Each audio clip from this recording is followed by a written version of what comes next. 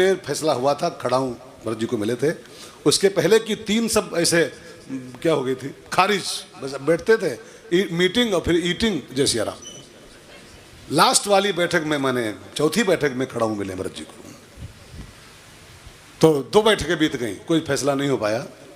अभी तक सब पड़े हैं ऐसे, राम जी सबका स्वागत कर रहे हैं, कुल के रात फल ला रहे हैं, सब पड़े पड़े खा रहे हैं। इसी बीच जनक जी का आगमन हुआ चित्रकूट में। अयोध्यावासी बस आके टिके ही थे, 2-4-10 दिन बीते थे, जनक जी खबर पाए वहाँ जनकपुर में कि राम का वनवास हुआ है और भरत जी उनको लेने गए हैं। तो जनक जी भी अपने व्यवस्था के साथ पधारे चित्रकूट में, और चित्रकूट में राम की सरकार तो थी पहले से, जनक की सरकार और वहाँ इकट्ठा हो गई।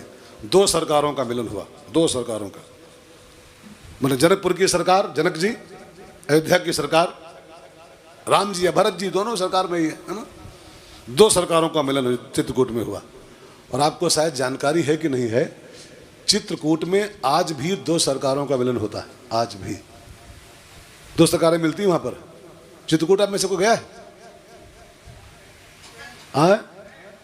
चित्रकूट में आज भी 2 सरकारें मिलती हैं, यूपी सरकार और एमपी सरकार। आधा चित्रकूट यूपी में है और आधा चित्रकूट एमपी में है। न पूरा यूपी है न पूरा एमपी, वहां पर आधा आधा है, बटा हुआ आधा। एक नदी है बीच में, मंदाकिनी के इधर एमपी है और इधर यूपी है। तो आज ही नहीं, 2 सरकारों का मिलन वहां बहुत कब से होता आ रहा है। जनकपुर की सरकार, अवध की सरकार मिली है चित्रकूट में। तो ऐसे आज भी एमपी की सरकार और यूपी की सरकार वहाँ मैच मिलती है। जब परिक्रमा करो ना कामतगिरी की, दोनों सरकारें पड़ती बीच में, दोनों सरकारें आती। अयोध्या की सरकार पहले से पड़ी थी वहाँ पर, जनकपुर की सरकार और आ गई, जनक राजा आ गए। अब जनक जी का स्वागत सम्मान हुआ। फिर सीता मैया अपने पिताजी को प्रणाम करने आई। वनवासी वेश है सीता मैया का, तपस्विनी वेश, सफ़ेद साड़ी, सिर पर जटाएं, बिना चप्पल की बिटिया। और जनक जी ने अपनी बिटिया को जब देखा तपस्विनी के वेश में, जब से शादी में विदा किए थे ना, तब से आज पहली मुलाकात पापा बेटी की हो रही है। विदा किए थे जब शादी के जोड़े में, तब वो राजकुमारी सीता विदा किया था और राजकुमारी सीता को देखे थे आखिरी बार। और आज जब फिर सीता मिली है 10-12 साल के बाद में, तो एक तपस्विनी सीता की भेंट जब हुई कि अपने पति की सेवा के लिए नंगे पांव हमारी बेटी, खाली सफ़ेद साड़ी पहने और नंगे पांव चल रही है पति की सेवा में, तो जनक राज की बूढ़ी आंखों में आंसू डबडबाए। बूढ़े पिता की बूढ़ी आंखें सब पानी से भर गईं और उन्होंने बाहें पसार के अपनी बेटी को लगाया गले से।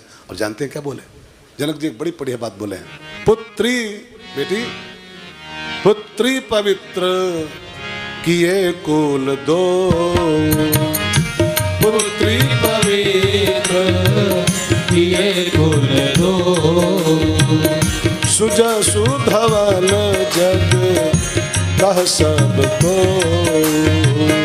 सुजसु कह सबको,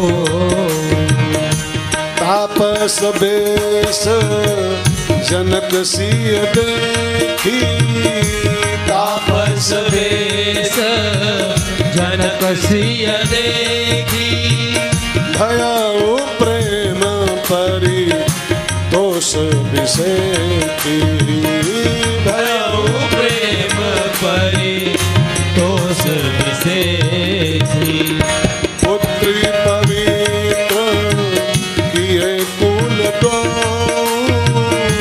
पुत्री पवित्र किए कुल दो, सुजसु धवल जग कह सबको, सुजसु धवल कह सबको। अब इस चौपाई को बहुत ध्यान देकर सुनिए भाई बहनों। जनक जी क्या करें, लड़की का बाप क्या कह रहा है, बेटी का बाप बेटी से अपनी, बेटी पवित्र किए कुल दो, तूने दोनों कुलों को पावन कर दिया। इसका अर्थ क्या है कि एक बेटी के हाथ में 2 कुलों की मर्यादा उसके हाथ में होती है, 2 कुलों की मर्यादा। 2 कुल कौन? एक पिता का कुल, एक पति का कुल। पिता का पूरा खानदान और पति का पूरा खानदान एक बेटी के हाथ में होता है, उसकी लगाम। अगर बिटिया राह पर रहेगी, धर्म का पालन करेगी, मर्यादा में रहेगी, तो 2 कुलों को धन्य कर दी, 2 कुलों को।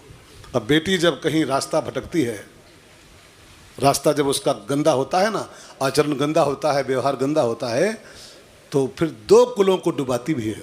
उसको ख्याल रखिएगा, बेटी 2 कुलों को तार भी सकती है और 2 कुलों को भवसागर में डुबा भी सकती है। 2 कुलों की लगाम उसके हाथ में होती।